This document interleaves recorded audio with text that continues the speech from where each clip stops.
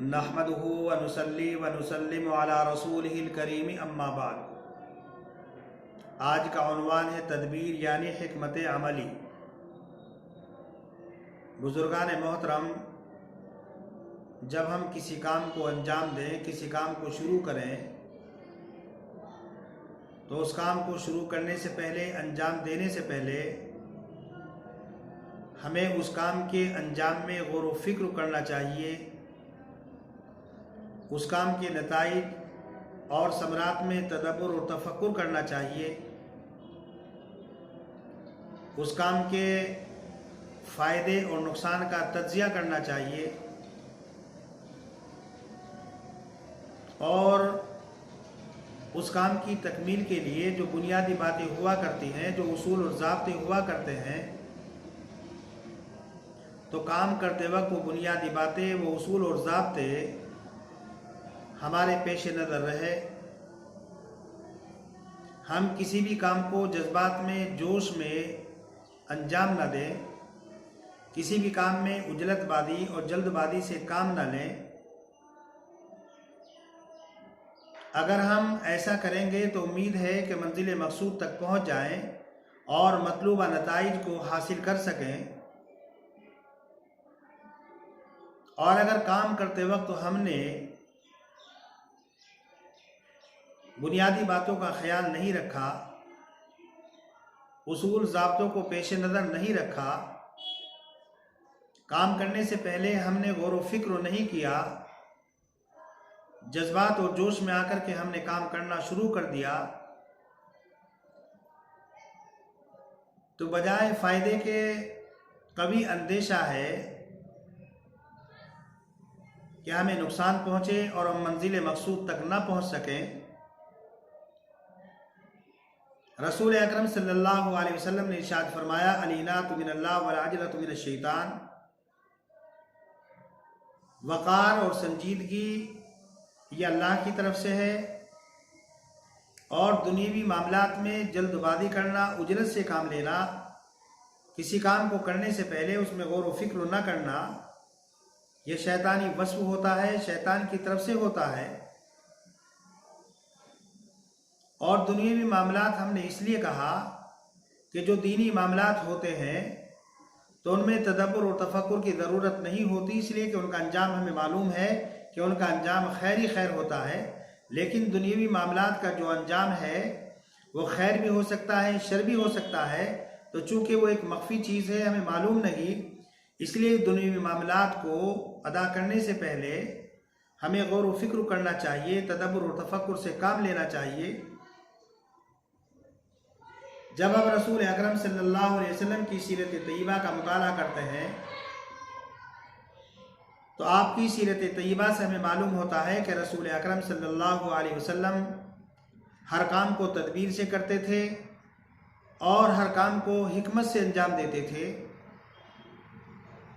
आप हजरात को मालूम होगा कि जब रसूल अकरम सल्लल्लाहु अलैहि वसल्लम मक्कातुल मुकर्रमा से मदीना मुनव्वरा की तरफ हिजरत के इरादे से निकले तो आप सल्लल्लाहु अलैहि वसल्लम ने गार सोर में 3 दिन क़याम फरमाया।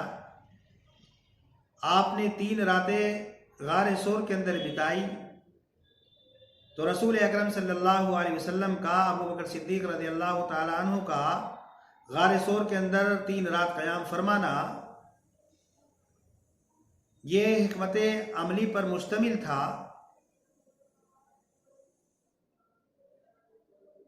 जब रसूल अकरम सल्लल्लाहु अलैहि वसल्लम को हिजरत की इजाज़त मिली तो रसूल अकरम सल्लल्लाहु अलैहि वसल्लम सख्त दोपहरी में और सख्त गर्मी में अबू बकर सिद्दीक़ रज़ियल्लाहु ताला अन्हु के घर तशरीफ़ ले गए और अबू बकर सिद्दीक़ रज़ियल्लाहु ताला अन्हु को जाकर हिजरत की इत्तला दी, हिजरत के बारे में बताया।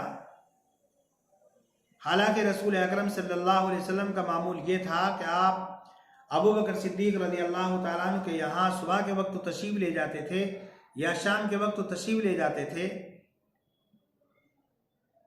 तो आपका सख्त दोपहरी में, सख्त गर्मी में अबू बकर सिद्दीक़ रज़ियल्लाहु ताला अन्हु के घर तशरीफ़ ले जाकर हिजरत के बारे में बतलाना, इत्तला देना, ये आपकी एक तदबीर थी और आपकी एक हिकमत आमली थी। आप हजरात को मालूम होगा कि जब रसूल अकरम सल्लल्लाहु अलैहि वसल्लम ने मक्के से मदीना मुनव्वरा की तरफ हिजरत फरमाई तो आपने रास्ता बतलाने के लिए एक रहबर लिया। ये भी आपकी हिकमत अमली थी। जब ग़ज़वे बदर पेश आया तो रसूल अकरम सल्लल्लाहु अलैहि वसल्लम ने लश्कर को मुनज़्ज़म किया। आपने लश्कर को मुख्तलिफ हिस्सों में तकसीम फरमाया। यह आपकी हिकमत अमली थी और तदबीर थी। आपने पढ़ा होगा कि जब ग़ज़वे उहद का वाक़या पेश आया तो रसूल अकरम सल्लल्लाहु अलैहि वसल्लम ने हज़रात सहाबा किराम से मशवरा किया कि मदीने में रहकर मुकाबला किया जाए या मदीने से बाहर मुकाबला किया जाए। रसूल अकरम सल्लल्लाहु अलैहि वसल्लम की राय ये थी कि मदीने में रहकर ही मुकाबला किया जाए, लेकिन सहाबा में से अक्सर की राय ये थी कि मदीने से बाहर जाकर मुकाबला किया जाए। जब रसूल अकरम सल्लल्लाहु अलैहि वसल्लम को ये महसूस हुआ कि अक्सर सहाबा की यही राय है कि मदीने से बाहर मुकाबला किया जाए, तो रसूल अकरम सल्लल्लाहु अलैहि वसल्लम घर में तशरीफ़ ले गए और ज़ीरा पहनकर बाहर आ गए। हज़रात सहाबा किराम को अपनी गलती का एहसास हुआ और हज़रात सहाबा किराम ने ये महसूस कर लिया कि रसूल अकरम सल्लल्लाहु अलैहि वसल्लम ये चाहते थे कि मदीने में रहकर ही मुकाबला किया जाए। तो हज़रात सहाबा किराम ने कहा कि अल्लाह के पैगंबर, जो आपकी राय थी, जो आपका मशवरा था, हमारी राय और मशवरा भी वही है। हम भी यही चाहते हैं कि मदीने में रहकर ही मुकाबला किया जाए। लेकिन रसूल अकरम सल्लल्लाहु अलैहि वसल्लम ने इरशाद फरमाया कि जब अल्लाह का नबी ज़ीरा पहन लेता है तो जब तक अल्लाह की तरफ से कोई फ़ैसला नहीं होता तब तक वो ज़ीरा नहीं उतारता। बुजुर्गान मोहतरम, सोचने की ज़रूरत यह है कि रसूल अकरम सल्लल्लाहु अलैहि वसल्लम हज़रात सहाबा किराम से मशवरा कर रहे हैं। क्या रसूल अकरम सल्लल्लाहु अलैहि वसल्लम को हज़रात सहाबा किराम से मशवरे की ज़रूरत थी? हरगिज़ नहीं। लेकिन यह आपकी हिकमत अमली थी, आपकी एक तदबीर थी। आप हज़रात को मालूम होगा कि जब रसूल अकरम सल्लल्लाहु अलैहि वसल्लम की वफ़ात हुई और अंसार मदीना सकीफ़ा बनी साइदा के अंदर इकट्ठा हुए और अमीर के इंतखाब पर मशवरा करने लगे, उधर हज़रत अबू बकर सिद्दीक़ रज़ी अल्लाह तआला अन्हु, हज़रत उमर फ़ारूक, अबू उबैदा इब्न जर्राह रज़ी अल्लाह तआला अन्हु को मालूम हुआ तो ये हज़रात भी सकीफ़ा बनी साइदा की तरफ जाने लगे। रास्ते में दो अंसारी साहबियों से मुलाकात हुई। उन्होंने कहा, कहाँ जा रहे हो? इन्होंने कहा कि सकीफ़ा बनी साइदा के अंदर जा रहे हैं। तो दोनों अंसारी साहबी ने कहा कि आप अपना काम करो, आप हज़रात को वहाँ जाने की क्या ज़रूरत है। लेकिन हज़रत उमर रज़ी अल्लाह तआला अन्हु ने फरमाया, हम ज़रूर जाएंगे, इसलिए कि अगर हम वहाँ पर नहीं गए तो दो चीज़ों में से एक चीज़ ज़रूर पेश आएगी। या तो हम भी अपनी मर्ज़ी का खलीफा मुंतखब करेंगे और या अंसार मदीना की मुखालफत करेंगे, और दोनों सूरतों में फितना और फसाद पैदा होगा। यह हज़रात सकीफ़ा बनी साइदा में गए और अबू बकर सिद्दीक़ रज़ी अल्लाह तआला अन्हु को हज़रात सहाबा किराम के मशवरे से खलीफा मुंतखब कर लिया गया। अगर ये हज़रात वहाँ न जाते तो जाहिर सी बात है कि उम्मत के अंदर इंतिशार और इख्तिलाफ पैदा हो जाता, और फिर ये इंतिशार और इख्तिलाफ इस कदर बढ़ता कि इस इख्तिलाफ और इंतिशार को ख़त्म करना एक मुश्किल काम होता। तो हज़रत अबू बकर सिद्दीक़ रज़ी अल्लाह तआला अन्हु, हज़रत उमर फ़ारूक, अबू उबैदा इब्न जर्राह रज़ी अल्लाह तआला अन्हु का सकीफ़ा बनी साइदा जाना, ये इन हजरात की हिकमत अमली ही थी। आप हजरात को मालूम होगा कि बेसत नबवी के बाद रसूल अकरम सल्लल्लाहु अलैहि वसल्लम और हजरात सहाबा किराम ने मक्कतुल मुकर्रमा में 13 साल ज़िंदगी गुजारी, और इस हाल में ज़िंदगी गुजारी कि अहले मक्का अज़ियतें पहुँचाते रहे, तकलीफ़ें पहुँचाते रहे, हर तरीके से दावत व तबलीग को ख़त्म करने की कोशिशें की गई। हजरात सहाबा किराम पर जुमले और फ़िक्रे कसे गए। इस्लाम और रसूल अकरम सल्लल्लाहु अलैहि वसल्लम की हिजो और मदम्मत की गई, लेकिन रसूल अकरम सल्लल्लाहु अलैहि वसल्लम ने सब्र व तहम्मुल का मुज़ाहिरा किया। आपने अहले मक्का का मुकाबला नहीं किया। इसीलिए रसूल अकरम सल्लल्लाहु अलैहि वसल्लम ने इरशाद फरमाया कि जब किसी मोमिन के अंदर 3 चीज़ें पैदा हो जाती हैं तो ऐसा मोमिन मुस्लिह हो जाता है। उसके अंदर सलाह और सालिहियत पैदा हो जाती है, उसके अंदर नेकुकारी आ जाती है। और वो 3 चीज़ें क्या हैं? दीन के अंदर सूझबूझ, और इखराजात के अंदर, खर्च करने के अंदर एतदाल और दरमियानी रास्ता, और मुसीबत पर सब्र करना। आप हजरात को मालूम होगा कि हज़रत आयशा सिद्दीक़ा रज़ियल्लाहु ताला अन्हा पर बाद मुनाफिकों ने तोहमत लगाई, लेकिन रसूल अकरम सल्लल्लाहु अलैहि वसल्लम ने उस मौके पर भी उजलतबाजी से, जल्दबाजी से कोई फ़ैसला नहीं किया, बल्कि आपने सब्र व तहम्मुल का मुज़ाहिरा किया। हत्ता कि हज़रत आयशा सिद्दीक़ा रज़ियल्लाहु ताला अन्हा की बरात के सिलसिले में अल्लाह तबारक व तआला की तरफ से कुरान करीम में कई आयात नाज़िल हुई। जब एक सफ़र से वापस आ रहे थे तो मुनाफिकों का सरदार अब्दुल्ला इब्न उबई इब्न सलूल, उसने कहा कि जब हम मदीना पहुंच जाएंगे तो इन जलीलों को मदीने से बाहर निकाल देंगे।